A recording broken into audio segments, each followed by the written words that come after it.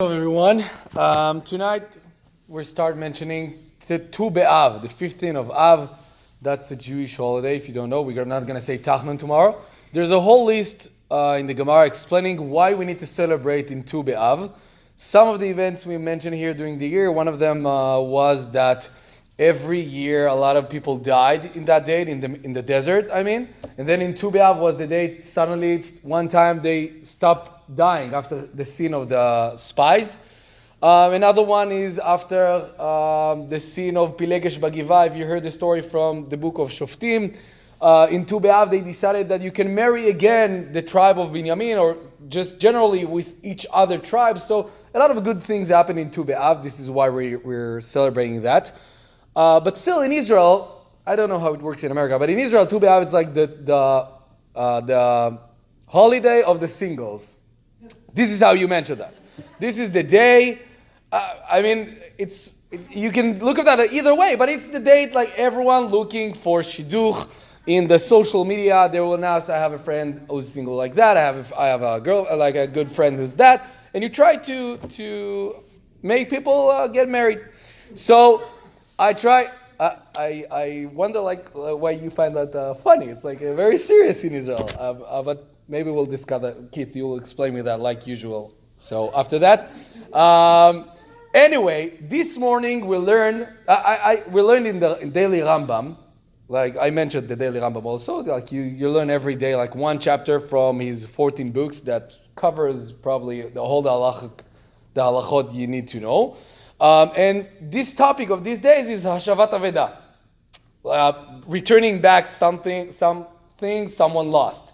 And I found a very interesting connection between that. It's like I thought about myself, so you can definitely easily disagree with that, but that was like what I thought regard to Tu B'Av.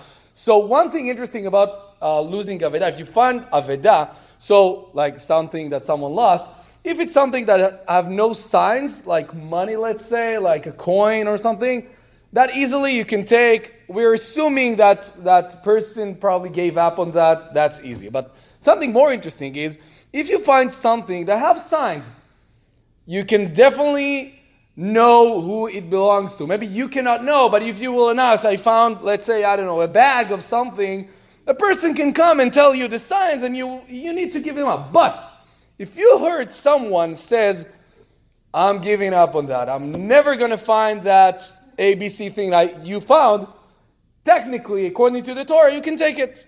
And that's kind of like the Kotzker Rebbe said, it's a punishment to the person who gave up. So I thought this is a beautiful connection between that and maybe also the situation of someone who's being single like very late in his life. But I think generally in any situation in our life that we are giving up of something, meaning that thing that person loses have signs. If that person will keep searching for that, eventually he can find someone that found it and say, hey, that's mine, I can recognize it because ABC, I have signs of that. So I think kind of the same, maybe for shidduch or maybe just generally for life, when we're giving up on something, maybe we're punishing ourselves that we're not going to get the solution. Rabbi Nachman Bibreslav have a famous quote, En yeush ba'olam klal. There's no such thing in the world to give up. So I think that's a beautiful meaning of that. Meaning, if you won't give up, maybe one day you'll find the signs that will give you that thing you're looking for. And if you say, I'm giving up, so who knows? Maybe someone else will steal your kala or your aveda or whatever. So don't give up, and happy Tu B'Av. And we're going to say, Rabbi